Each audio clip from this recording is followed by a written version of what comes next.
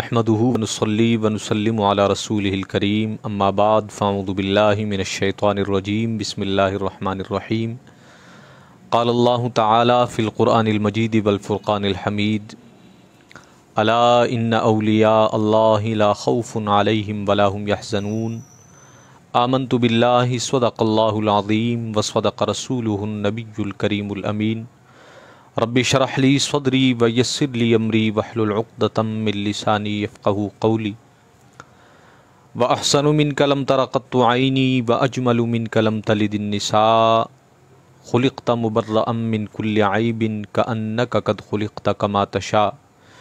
منزه عن شريك في محاسنه فجوهر الحسن فيه غير منقسم درست العلم حتى صرت قطبا ونلت السعد من مولى الموالي شربتم فضلتي من بعد سكري ولا نلتم علوي واتصالي مقامكم العلا جمعا ولكن مقامي فوقكم ما زال عالي أنا في حضرة التقريب وحدي يصرفني وحسبي ذو الجلال بلغ العلا بكماله كشف الدجى بجماله حسنت جميع خصاله صلوا عليه وآله ان اللہ وملائکتہ یصلون علی النبی یا ایہا الذین آمنوا صلوا علیہ وسلموا تسلیما اللہم صل علی سیدنا ومولانا محمد معدن الجود والکرم وعلی آلہ واصحابہ وازواجہ واہل بیتہ وبارک وسلم صلاۃ وسلاما علیک یا سیدی یا حبیبی یا رسول اللہ۔ حمد و صلات کے بعد تمام تعریفیں اللہ وحدہ لا شریک کے لیے ہیں۔ تمام تر درود و سلام حضور رحمت دو عالم نور مجسم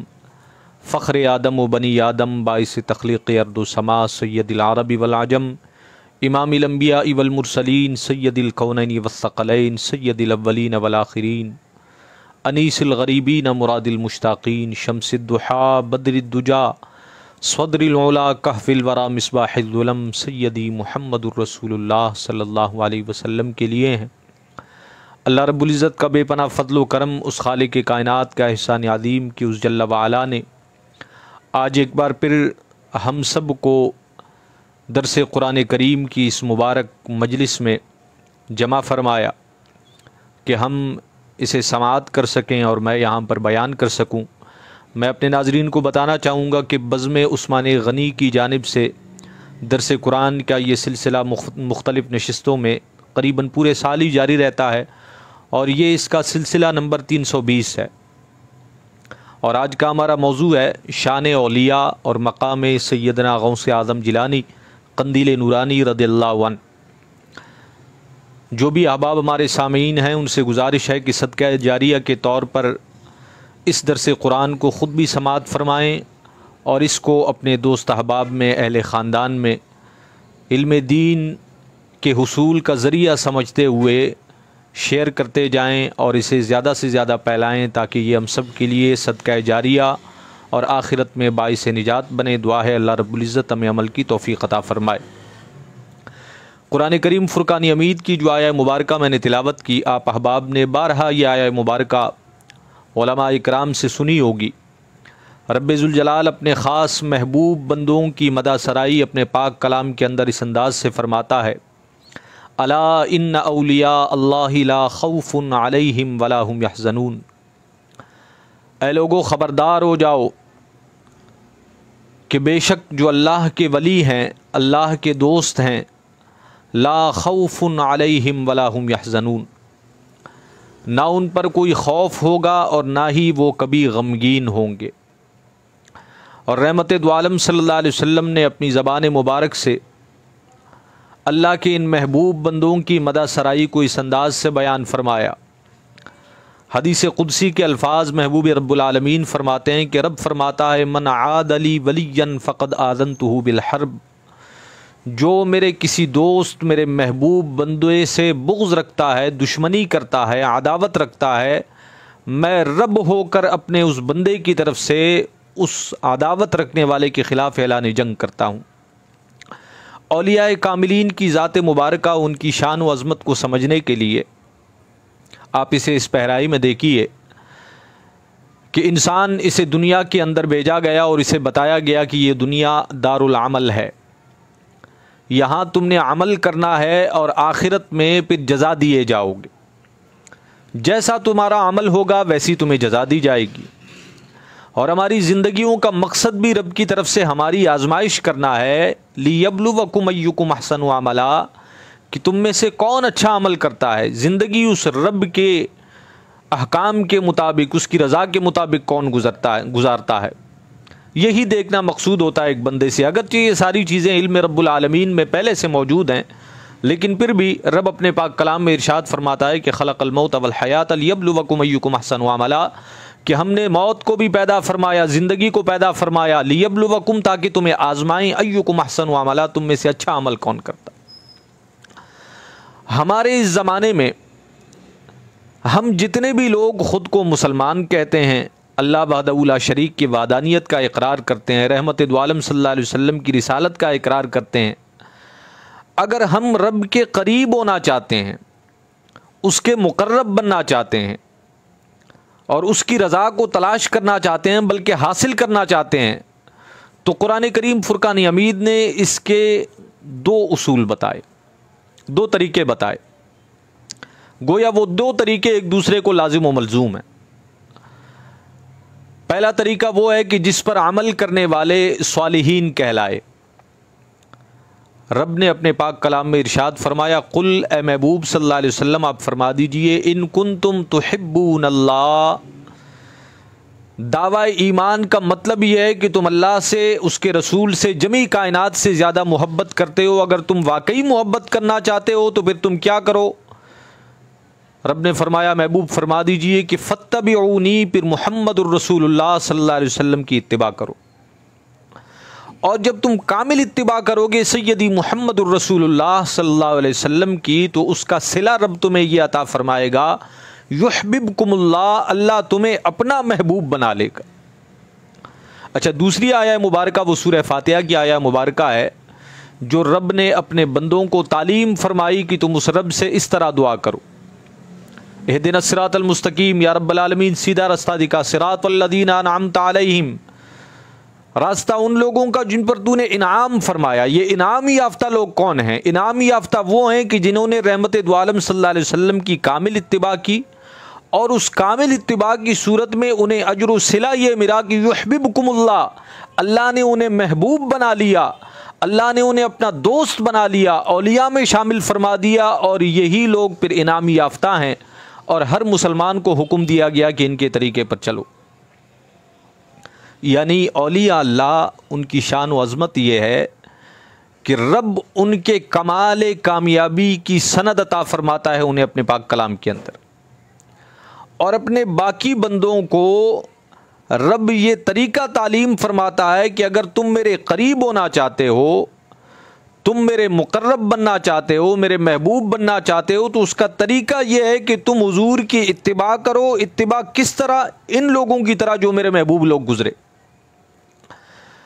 اچھا، اب ہمارے ذہنوں میں سوال یہ آتا ہے کہ یحببکم اللہ، اللہ انہیں محبوب بنا لیتا ہے، یہ کیسے پتہ لگے گا کہ کس کو اللہ نے محبوب بنایا، کس سے اللہ محبت فرماتا ہے؟ یہ دعویٰ تو سب کا ہے کہ ہم اللہ سے محبت کرتے ہیں، رب ہمارا محبوب ہے، ہم رب سے محبت کرنے والے ہیں، یہ تو ہر مسلمان کا دعویٰ ہے، میرا بھی ہے، آپ کا بھی ہے، یقیناً ہر مومن جس سے آپ پوچھیں گے، اگر وہ کہتا ہے میں صاحب ایمان ہوں، تو خود کو صاحب ایمان کہنے کا مطلب ہی یہ ہے کہ میں اللہ اور اس کے رسول سے سب سے زیادہ محبت کرتا ہوں۔ لیکن اس سے بڑھ کر ایمان جب درجہ کمال پر پہنچتا ہے تو پھر بندے کا مقام بدل کر یہاں آ جاتا ہے کہ یحببکم اللہ، اس کے کمال محبت کی وجہ سے، اس کے کمال اتباع کی وجہ سے اب اللہ نے اسے محبوب بنا لیا ہے، تو اس بندے کی علامت اور پہچان کیا ہوگی جسے اللہ نے محبوب بنا لیا؟ قرآن کریم فرقان حمید کے اندر اللہ نے اپنے نیک بندوں کی بے شمار صفات بیان فرمائی۔ میں حدیث رسول صلی اللہ علیہ وسلم کی روشنی میں ان لوگوں کی ایک علامت آپ احباب کے سامنے رکھ کر پھر اولیاء کاملین کی زندگیوں پر ایک روشنی ڈالنے کی کوشش کروں گا، تاکہ ہم اللہ کے محبوب بندوں کو سمجھ سکیں۔ آقا دو عالم صلی اللہ علیہ وسلم نے فرمایا کہ جب کوئی اللہ سے محبت کا دعوے دار میری کامل اتباع کرتا ہے اور اتباع میں وہ اس درجہ کمال کو پہنچتا ہے جہاں وہ رب کا محبوب بن جائے۔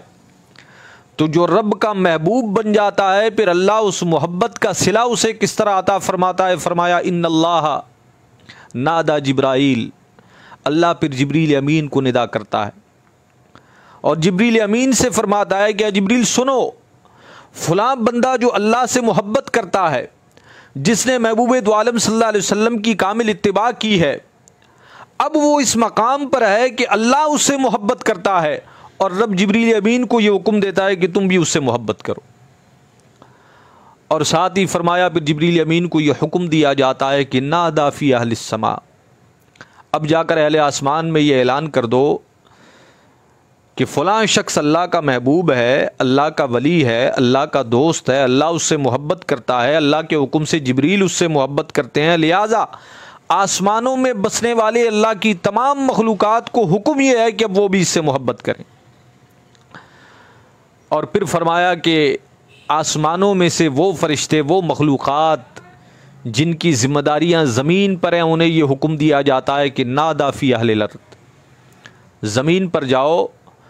اور اہل زمین کو اس شخص کی پہچان کراؤ، انہیں بتاؤ کہ یہ ہے اللہ کا محبوب جو اطاعت میں، رحمت دو عالم صلی اللہ علیہ وسلم کی اتباع میں، اللہ کی محبت میں اس کمال تک پہنچا کہ رب نے اسے محبوب بنا لیا ہے، اللہ اس سے محبت کرتا ہے، اللہ کے فرشتے اس سے محبت کرتے ہیں، آسمانی دنیا کے مخلوقات اس سے محبت کرتے ہیں۔ اے اہل زمین، اب تم نے بھی اس سے محبت کرنی ہے۔ اور اہل زمین میں اعلان کس طرح کیا جاتا ہے؟ فرمایا یوضع لہ القبول فی الارض، پھر اس شخص کی محبت جو ہے وہ اہل زمین کے دلوں میں ڈال دی جاتی،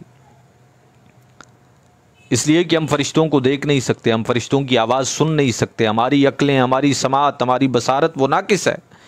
جو اللہ کا محبوب بن جائے اس کی تو شان یہ ہو جاتی ہے کہ رب فرماتا ہے دیکھتا وہ اپنی آنکھ سے ہے،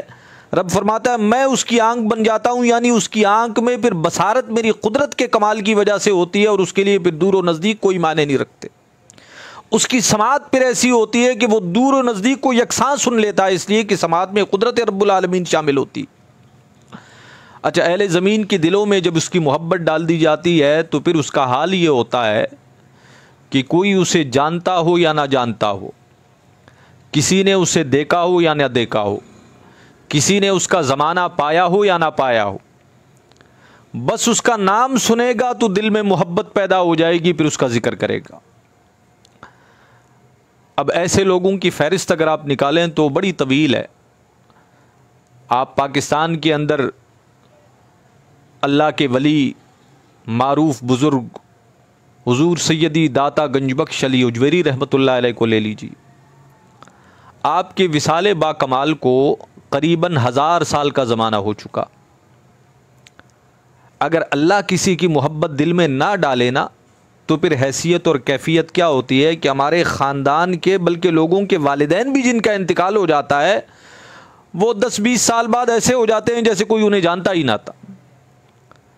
ہم جتنے لوگ اس درس کو سماعت کر رہے ہیں، آپ جائیے اپنے والدین کے پاس، ان سے ان کے والدین کا پوچھئے، پھر ان کے والدین کا پوچھئے، یعنی دوسری تیسری پشت میں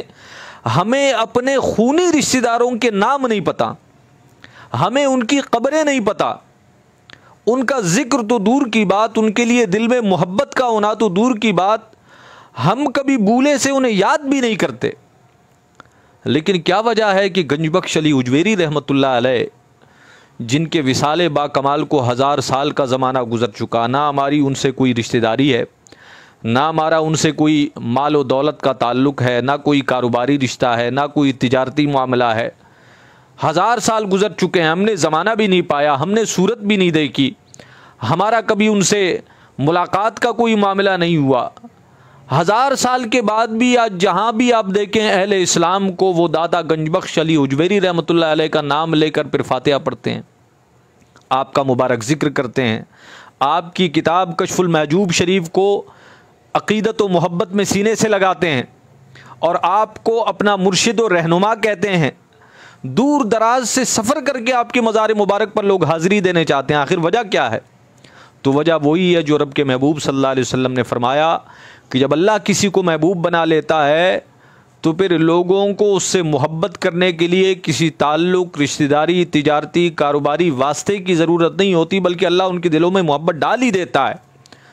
پھر وہ اس کی طرف کھینچے چلے جاتے ہیں، اور پھر اس کی محبت کا پھر انہیں کیا صلہ ملتا ہے۔ حضرت عبداللہ ابن مسعود رضی اللہ عنہ فرماتے ہیں جاء رجل الی رسول اللہ صلی اللہ علیہ وسلم، ایک شخص آیا آقا دو عالم صلی اللہ علیہ وسلم کی بارگاہ میں، اور اس نے کہا یا رسول اللہ صلی اللہ علیہ وسلم ما تقول فی رجل احب قوم، آپ کیا فرماتے ہیں ایسی شخص کے بارے میں کہ جو کسی قوم سے بڑی محبت کرتا ہے، ولم یلحق بہم، لیکن اس نے ان کا زمانہ نہیں پایا، اس نے ان کو دیکھا نہیں، وہ ان سے ملا نہیں، بس ان سے محبت ہے، ان کا ذکر کرتا ہے، ان کے مزارات پر آپ سمجھ لیجئے کہ جا کر حاضر ہوتا ہے، ان کے لیے فاتحہ خوانی کرتا ہے، دعاؤں میں ان کا نام لیتا ہے، مجلسوں میں، محفلوں میں ان کا ذکر کرتا ہے، ان سے عقیدت و محبت کا اظہار کرتا ہے، زمانہ نہیں پایا، ان کی صحبت میں نہیں بیٹھا، ان سے کچھ سیکھا نہیں، بس ان سے محبت کرتا ہے۔ تو رحمت دو عالم صلی اللہ علیہ وسلم نے ارشاد فرمایا المرء مع من احب، فرمایا اس شخص کی یہ محبت ضائع اور رائے گاہ نہیں جائے گی، بلکہ دنیا میں جو جس سے محبت کرتا ہے کل قیامت کے دن وہ اسی کے ساتھ اٹھایا جائے گا۔ تو پھر مجھے لفظ کہنے دیجئے کہ جس نے دنیا میں داتا گنج بخش علی اجویری رحمۃ اللہ علیہ سے محبت کی، وہ کل قیامت کے دن ان کی معیت میں اٹھایا جائے گا۔ جس نے حضور سیدی قطب عالم شاہ بخاری رحمۃ اللہ علیہ سے محبت کی تو یہ محبت ضائع نہیں جائے گی۔ محشر کا وہ میدان جسے قرآن اس انداز سے بیان کرتا ہے کہ یوم یفر المرء من اخیہ وامہ وابیہ وصاحبتہ وبنیہ وفصیلتہ التی تؤویہ، کہ نفسا نفسی کا یہ عالم ہوگا کہ بھائی بھائی سے بھاگے گا، والدین اولاد سے دور ہوں گے، مائیں اپنے بچوں کو چھوڑ دیں گی، بچے اپنے والدین کو چھوڑ دیں گے، ہر کسی کے پاس بس ایک ہی معاملہ ہوگا کہ میرا کیا ہوگا، نفسی نفسی کی بات ہوگی۔ لیکن ایک طبقہ وہاں پر ایسا بھی ہوگا لا خوف علیہم ولا هم یحزنون، نہ ہی ان پر کوئی خوف ہوگا، نہ ہی وہ غمگین ہوں گے، اور جس نے ان سے محبت کی ہوگی وہ ان کے ساتھ اٹھایا جائے گا، تو یقیناً ان کے ساتھ اٹھائے جانے کا پھر اسے میدان محشر میں بھی فائدہ ہوگا۔ اور اولیاء کاملین سے متعلق رحمت دو عالم صلی اللہ علیہ وسلم کا ایک اور مبارک فرمان، حضرت عمر بن خطاب رضی اللہ عنہ فرماتے ہیں کہ رحمت دو عالم صلی اللہ علیہ وسلم نے فرمایا قال النبی صلی اللہ علیہ وسلم ان من عباد اللہ لاناسا، کہ قیامت کے دن رب العالمین کی بارگاہ میں کچھ ایسے لوگ ہوں گے اللہ کے بندوں میں سے، نہ وہ شہداء میں سے ہوں گے نہ انبیاء میں سے ہوں گے، یغبطہم الشہداء والانبیاء بمکانہم من اللہ، انبیاء اور شہداء انہیں دیکھ کر ان کے مقام و مرتبے کی وجہ سے ان پر رشک کریں گے، یعنی انبیاء کا مقام وراء الورا ہوگا، بڑے بلند مرتبے والے، سب سے اونچی شان ان کی میدان محشر میں۔ اس کے بعد شہداء ہوں گے جنہوں نے اللہ کے راستے میں اپنی جانوں کو قربان کیا ہوگا، انہیں بھی نور کے منبروں پر بٹھایا جائے گا، لیکن یہ ان دونوں طبقات میں سے نہیں ہوں گے، نہ وہ انبیاء میں سے ہوں گے نہ شہداء میں سے ہوں گے، لیکن پھر بھی ان کے لیے نور کے ایسے ممبر ہوں گے، ان کے چہرے ایسے چمک رہے ہوں گے، وہ ایسے مطمئن اور پرسکون ہوں گے، لا خوف علیہم ولا هم یحزنون کی سند ان کے پاس ہوگی کہ انبیاء اور شہداء انہیں دیکھ کر رشک کریں گے ان پر کہ یا رب العالمین یہ کون لوگ ہیں۔ تو حضرت عمر بن خطاب رضی اللہ عنہ فرماتے ہیں کہ قالو، صحابہ اکرام نے فرمایا تخبرنا من هم یا رسول اللہ، یا رسول اللہ صلی اللہ علیہ وسلم آپ ہمیں خبر دیجئے کہ وہ کون خوش نصیب لوگ ہوں گے۔ تو آقا دو عالم صلی اللہ علیہ وسلم نے فرمایا ہم قوم تحابون بروح اللہ، وہ اللہ کے بندوں میں سے ایک ایسی جماعت ہوگی کہ جو اللہ کے بندوں سے صرف اللہ کے لیے محبت کرتی ہوگی، علی غیر ارحام، خاندانی رشتوں کی وجہ سے نہیں، ولا اموال یتعاطونہا، نہ کسی مال کی وجہ سے کہ کوئی تجارتی کوئی مال و دولت کا معاملہ، کسی ایسی وجہ سے جن وجوہات کی بنا پر لوگ لوگوں سے تعلق رکھتے ہیں، ان سے محبت کرتے ہیں، ایسی کوئی وجہ نہ ہوگی۔ ہم قوم تحابون بروح اللہ، وہ صرف اللہ کے لیے، اللہ کی وجہ سے اللہ کے بندوں سے محبت کرتے ہوں گے، ان کی شان پھر میدان محشر میں یہ ہوگی کہ لا خوف علیہم اذا خاف الناس، لوگ جب خوف زدہ ہوں گے، نفسا نفسی کی کیفیت میں ہوں گے، ان پر کوئی خوف نہ ہوگا۔ ولا يحزنون اذا حزن الناس، جب لوگ حزن و ملال کا شکار ہوں گے، اپنی زندگیوں کو یاد کر کے غمناک ہوں گے کہ کیا کر کے ہم آئے دنیا سے۔ کفار سے متعلق قرآن کریم فرقان حمید میں آیا نا، یقول الکافر یا لیتنی کنت ترابا، ہم تو غیب پر ایمان لانے والے ہیں، ہمیں بتا دیا گیا کہ آخرت میں معاملہ کیا ہوگا، دنیا میں اچھے عمل کر لو۔ کفار نے اس بات کو مانا ہی نہیں۔ جب وہ انجام کو دیکھیں گے، جب حقیقت ان کے سامنے کھل جائے گی، کچھ غائب نہ رہے گا، تو پھر وہ تمنا کریں گے یا لیتنی کنت ترابا، کاش ہم مٹی ہو جاتے، ریزہ ریزہ ہو جاتے، ہم اٹھائے ہی نہ جاتے، اب ہم اپنے اعمال کا سامنا کیسے کریں۔ ایسے حال میں فرمایا ان پر اپنی گزرے زندگی کا کوئی حزن نہ ہوگا، کوئی ملال نہ ہوگا، کوئی غم نہ ہوگا۔ اور فرمایا پھر ان کے لیے نور کے ممبر ہوں گے اور ان کے چہرے نور کی طرح چمک رہے ہوں گے۔ اور پھر آقا دو عالم صلی اللہ علیہ وسلم نے یہ آیہ مبارکہ تلاوت فرمائی، الا ان اولیاء اللہ لا خوف علیہم ولا هم یحزنون، بے شک وہ اللہ کے دوست ہیں جو نہ کبھی خوف زدہ ہوں گے اور نہ جن پر کوئی غم ہوگا۔ تو یہ ہیں اولیاء کاملین، اور بالخصوص ان اولیاء کاملین میں سلطان الاولیاء حضور سیدی غوث اعظم رضی اللہ عنہ کا ذکر مبارک۔ یہاں پر بزرگان دین نے ایک بڑا پیارا نقطہ لکھا، قرآن کریم فرقان حمید کی ایک آیہ مبارکہ ہے، وَلِلَّهِ الْمَثَلُ الْأَعْلَى۔ اب مثل اعلیٰ کا یہاں ترجمہ مفسرین نے جو فرمایا اس کا مطلب یہ ہے کہ سب سے بڑی شان اللہ کی ہے۔ اور پھر تفسیر میں فرمایا کہ جتنے بھی انبیاء اکرام علیہم السلام تشریف لائے وہ سب اللہ کی شان ہے، اور ان انبیاء کی نبوت، ان کے معجزات، یہ ذات و رب العالمین کی برہان اور دلیل ہیں۔ تمام انبیاء اللہ کی شان ہیں، لیکن ان شانوں میں سب سے بڑی شان وہ محمد الرسول اللہ صلی اللہ علیہ وسلم کی ذات مبارک۔ اور پھر کسی بھی نبی کی امت کے جو صالحین ہوتے ہیں وہ اس نبی کی شان ہوتے ہیں، اور اس امت میں جتنے اولیاء ہیں وہ سب رسول اللہ صلی اللہ علیہ وسلم کی شان اور آپ کی نبوت کی برہان اور دلیل ہیں۔ لیکن ان سب شانوں میں جو سب سے بڑی شان ہے وہ حضور سیدی غوث اعظم جیلانی رضی اللہ عنہ کی ذات مبارکہ، اور آپ کے مقام و مرتبے کو اگر ایک لفظ میں ہم نے سمجھنا ہو تو آپ کی سیرت کو جب ہم پڑھتے ہیں تو آپ کی سیرت مبارکہ سے ہمیں پتہ لگتا ہے کہ آپ نجیب الطرفین سید ہیں، یعنی والدہ کی طرف سے بھی آپ کا سلسلہ نسب سادات سے جا کر ملتا ہے، رحمت دو عالم صلی اللہ علیہ وسلم کی صاحبزادی خاتون جنت سے، اور والد کی طرف سے بھی آپ کا سلسلہ نسب جا کر رحمت دو عالم صلی اللہ علیہ وسلم سے مل جاتا ہے، آپ نجیب الطرفین سید۔ اچھا، ایک سید بھی ہو، پھر صالحین اولیاء اللہ میں سے بھی ہو، پھر سلطان الاولیاء ہو، اس کا مقام کیا ہوگا، اسے آپ قرآن کریم فرقان حمید کی اس آیہ مبارکہ سے سمجھیں۔ اللہ رب العزت اپنے پاک کلام میں ارشاد فرماتا ہے، فیہ سکینۃ من ربکم وبقیۃ مما ترک آل موسیٰ وآل ہارون تحملہ الملائکہ، کہ بنی اسرائیل کی ایک قوم تھی، انہیں یہ بتایا گیا کہ تمہیں نجات تب ملے گی جب تابوت سکینہ تمہارے پاس ہوگا۔ اور اس کی تفسیر میں یہ بات لکھی گئی کہ تابوت سکینہ ایک صندوق ہے، اور یہ قوم عمالقہ کے پاس ہوا کرتی تھی۔ یہ ایک یعنی کوئی بہت بڑی سلطنت نہیں تھے، ان کی فوج کوئی بہت زیادہ طاقتور نہیں تھی، لیکن یہ اہل ایمان تھے، اہل اسلام تھے، اس زمانے کے نبی پر ایمان لانے والے تھے۔ جب کوئی بہت ہی جری اور طاقتور لشکر ان کے مد مقابل آ جاتا اور ان کے قدم ڈگمگانے لگتے، تو پھر اس وقت یہ کرتے کہ تابوت سکینہ اس صندوق کو سامنے رکھ کر اس کی برکت سے اللہ سے دعا مانگتے۔ جب اللہ سے دعا مانگتے تو بڑے بڑے لشکروں کے دلوں میں اللہ ان کا رعب ایسے ڈال دیتا کہ یہ فتح یاب ہو کر لوٹ آتے۔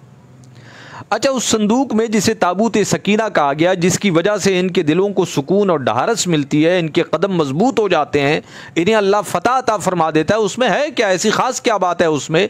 تو خود قرآن کریم فرقان حمید کے اندر رب فرماتا ہے کہ فیہ سکینۃ من ربکم،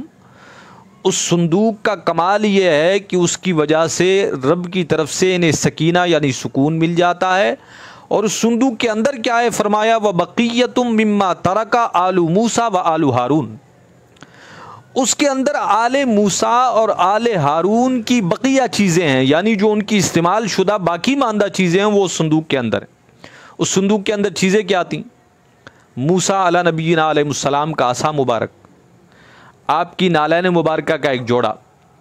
اور آل موسیٰ و ہارون کے کپڑوں کے چند پرانے جوڑے اس صندوق کے اندر تھے۔ آل موسیٰ و ہارون، یہاں بات ہے آل محمد صلی اللہ علیہ وسلم کی جو سلطان الانبیاء ہیں، اور آل محمد میں سے پھر ایک ایسا شخص جو اس امت میں صحابہ اور اہل بیت کے بعد سلطان الاولیاء کہلایا، اس کا مقام و مرتبہ کیا ہوگا؟ جب آل موسیٰ و ہارون کی برکتوں کا یہ عالم ہے کہ ان کی ذات تو وراء الورا، ان کے بدن سے لگے ہوئے کپڑے کی تاثیر یہ ہے کہ اللہ بڑے بڑے دشمنوں کو زیر فرما دیتا ہے، اللہ ان کی دعاؤں کو قبول فرما دیتا ہے، اللہ ان کے دلوں کو سکون و اطمینان عطا فرما دیتا ہے، اللہ انہیں ثابت قدمی عطا فرماتا ہے۔ تو مجھے کہنے دیجئے وہ تو آل موسیٰ و آل ہارون ہے، یہاں آل محمد صلی اللہ علیہ وسلم ہے، حضور سیدی غوث اعظم رسول اللہ کی اولاد میں سے ہیں، پھر آپ کی ذات کس قدر ولا اور ورا ہوگی؟ آپ کی ذات تو دور کی بات، ہمارا تو قرآن کی روشنی میں یہ عقیدہ ہے کہ حضور غوث اعظم رضی اللہ عنہ کی لباس مبارک یا آپ کے نالین مبارک کے وسیلے سے اگر کوئی دعا کرے تو اللہ اسے بھی رد نہ فرمائے گا۔ یہ ہیں اولیاء کاملین۔ یہ آج دو موضوعات تھے اور وقت ہمارا بڑا مختصر ہوتا ہے اس درس قرآن کا، ہم اسے زیادہ طویل نہیں کرتے تاکہ ہمارے سامعین اسے آسانی سے سن سکیں۔ میں بس آخری چند کلمات کہہ کر اپنی گفتگو کو ختم کروں گا۔ اولیاء کاملین حضور سیدی غوث اعظم جیلانی رضی اللہ عنہ کی صورت ہوں، یا حضور سیدی داتا گنج بخش علی اجویری رحمۃ اللہ علیہ ہوں، یا سیدنا جنید بغدادی رحمۃ اللہ علیہ ہوں، یا حضور سیدی حسن بصری رحمۃ اللہ علیہ ہوں، یا جمی اولیاء جن کے آپ نام لے لیں، اللہ ان کی مزاروں پر اپنی کروڑا رحمتیں نازل فرمائے۔ ان کی ذات کا ذکر، ان کی سیرتوں کا بیان، ان سے محبت کی بات، آخر یہ اہل اسلام کا طریقہ کیوں ہے؟ آج کچھ لوگوں کو یہ بڑی تکلیف رہتی ہے کہ جی 11ویں شریف کیوں، 12ویں شریف کیوں، فلاں بزرگ کا عرس کیوں؟ تو میں آپ کو بتاتا چلوں کہ ہمارے پرانے جو علماء و صوفیاء تھے وہ بڑے دور رس نگاہ رکھنے والے تھے، بڑی دور تک انہوں نے زمانے کو دیکھا۔ انہوں نے گویا اس بات کو پایا کہ ایک زمانہ ایسا آئے گا کہ لوگ دنیا میں ہی ایسی نفسا نفسی میں گرفتار ہوں گے کہ دین سے غائب ہو جائیں گے، دین سے دور ہو جائیں گے، اور پھر تلاش کرنے سے بھی انہیں اولیاء اللہ، اولیاء کاملین مل نہیں پائیں گے۔ فتنے اس قدر بڑھ جائیں گے کہ ہر شخص جو ہے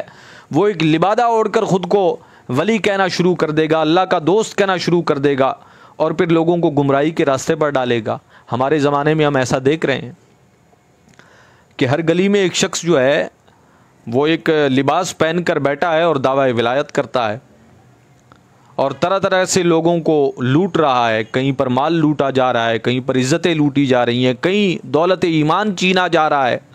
تو یہاں سب سے پہلے تو آپ ان صوفیاء کی زندگی سے یہ بات سمجھ لیجئے کہ حضور سیدی غوث اعظم اپنے زمانے کے سب سے بڑے محدث تھے، اپنے زمانے کے سب سے بڑے مفسر تھے، اپنے زمانے کے سب سے بڑے قاری تھے، اپنے زمانے کے سب سے بڑے عالم تھے، اپنے زمانے کے سب سے بڑے مقرر تھے۔ اس کے بعد آپ صوفی بنے، اس کے بعد آپ اللہ کے دوست بنے، اس لیے کہ جب تک کامل اتباع شریعت نہیں ہوگی بندہ صوفی یا ولی بن نہیں سکتا، اور کامل اتباع شریعت تب تک ممکن ہی نہیں ہے جب تک علم شریعت کسی کے پاس نہ ہو۔ تو پہلی بات تو آپ یہ سمجھ لیجئے کہ ہر وہ شخص جو کسی نہ کسی طریقے سے صوفیاء کا اولیاء یا لبادہ اوڑے بیٹھا ہے اور آپ اس کے پاس جاتے ہیں یا وہ آپ کو بلاتا ہے، تو پہلا پیمانہ تو یہ ہے کہ اس کے پاس علم شریعت کتنا ہے، وہ دین کے احکام سے کتنا واقف ہے،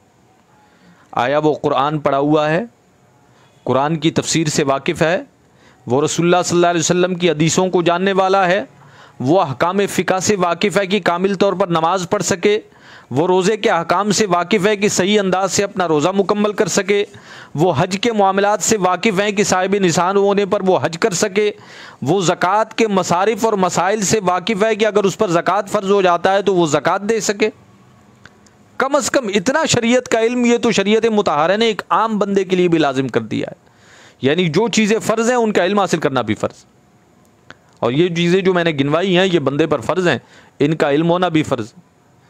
ایک عام بندہ تو اپنی سستی کاہلی کی وجہ سے علم سے ناواقف ہے تو کوئی بڑا دعویٰ بھی نہیں کرتا، اب جو دعویٰ کرتا ہے تو کم از کم اسے تو ان چیزوں کا پتہ ہونا چاہیے۔ اچھا، پتہ ہونے کے بعد دوسرا پیمانہ یہ ہے کہ جو علم اس کے پاس ہے اس پر یہ عمل کتنا کرتا ہے۔ اب عمل میں دو چیزیں آتی ہیں، ایک ہے فرائض جن کا ظاہر میں نظر آنا ضروری ہے، یعنی 5 وقتہ نماز فرض ہے اور مرد کے لیے نماز کو جماعت سے ادا کرنا واجب ہے۔ کوئی شخص اگر خود کو صوفی کہتا ہے، اگر خود کو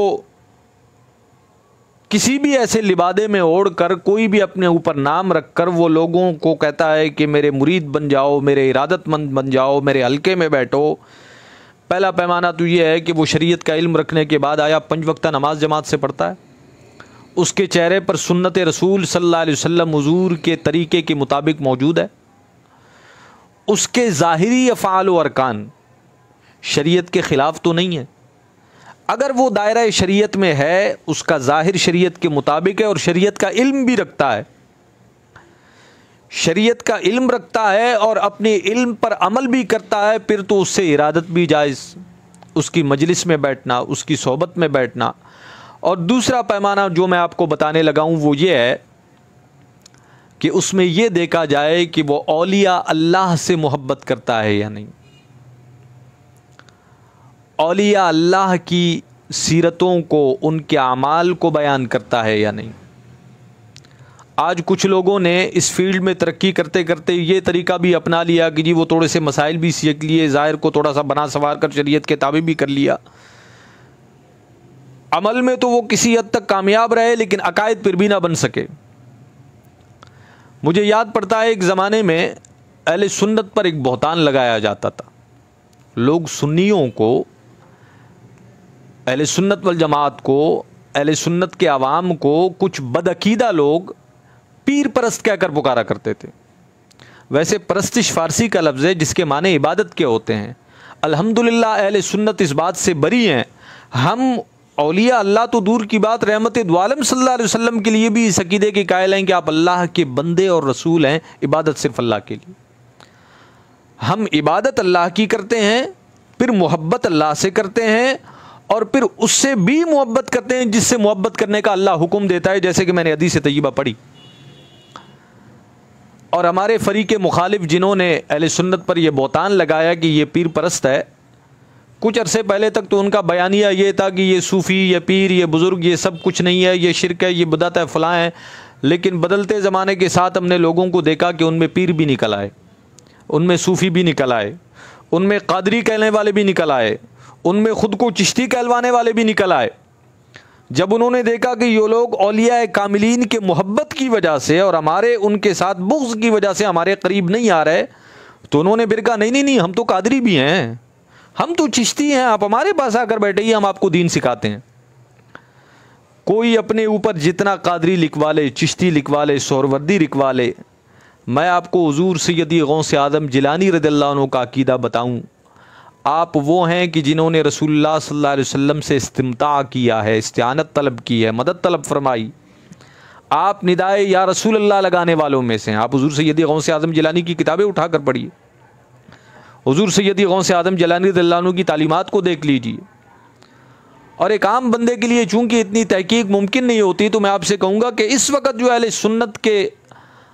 شعائر ہیں، جو ان کی علامات ہیں، پہچان ہیں، بلکہ امام زین العابدین رضی اللہ عنہ کی زبان مبارک سے اگر میں کہوں، آپ رضی اللہ عنہ سے کسی نے پوچھا کہ بہت سارے فرقے ہیں، سب خود کو حق پر کہنے کے لیے دلائل دیتے ہیں، سب کہتے ہیں ہم قرآن و سنت کے مطابق ہیں، تو کیسے پہچانے کون حق پر ہیں؟ آپ نے فرمایا ایک ایسی علامت ہے کہ کسی بھی زمانے میں اہل حق سے یہ ختم نہ ہوگی اور باطل اسے اپنا نہ سکے گا۔ وہ علامت کیا ہے؟ فرمایا کثرت الصلاۃ علی النبی صلی اللہ علیہ وسلم۔ اہل حق سب سے زیادہ کثرت سے رسول اللہ پر درود پڑھنے والے ہوں گے۔ میں آپ سے کہتا ہوں کہ امام زین العابدین رضی اللہ عنہ کے فرمان مبارک کی روشنی میں جو قرن و بیش 1300 سال پرانی بات ہے آپ نے ارشاد فرمائی، آپ کے فرامین کی روشنی میں آج تمام مکاتب فکر و مسالک کو آپ دیکھ لیجئے، ہر جگہ مسجدیں ہیں، ہر جگہ نماز ہوتی ہے، ہر جگہ قرآن پڑھا جاتا ہے، اسی قرآن میں درود پاک کا حکم ہے، لیکن درود پاک ہر جگہ نہیں پڑھا جاتا۔ یہ اہل حق، اہل سنت کا معیار ہے کہ اذان سے پہلے بھی درود و سلام، اذان کے بعد بھی درود و سلام، دعا سے پہلے بھی درود و سلام، دعا کے بعد بھی درود و سلام، نماز سے قبل درود و سلام، نماز کے بعد بھی درود و سلام، مجلس کی ابتدا و درود و سلام،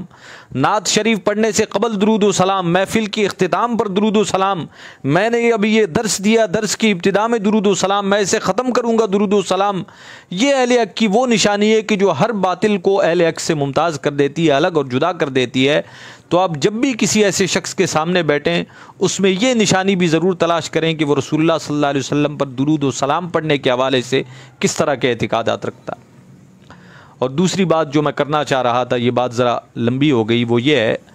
کہ اولیاء کاملین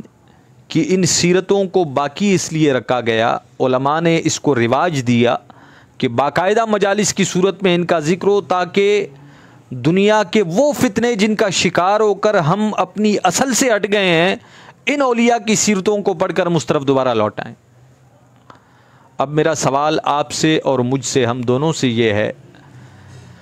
کہ ہم حضور سیدی غوث اعظم جیلانی رضی اللہ عنہ سے محبت کرنے والے لوگ ہیں، حضور سیدی داتا گنج بخش علی اجویری رحمۃ اللہ علیہ کے نام لیوا ہیں، ہم عرس مبارک پر حاضری بھی دیتے ہیں اور محفلیں بھی سجاتے ہیں،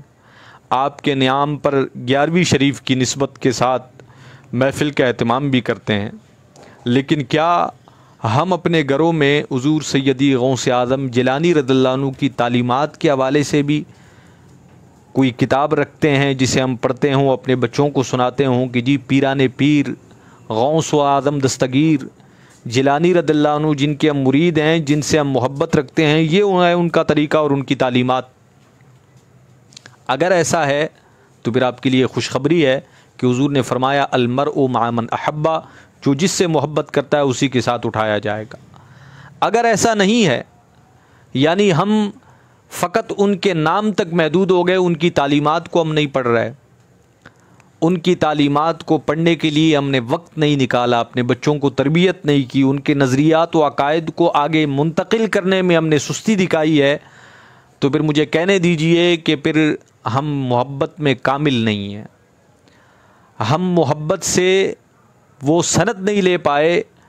جو ہمیں ملنی چاہیے تھی کہ کوئی دیکھنے والا دیکھ کر کہتا کہ ہاں یہ غوث اعظم کا چاہنے والا ہے۔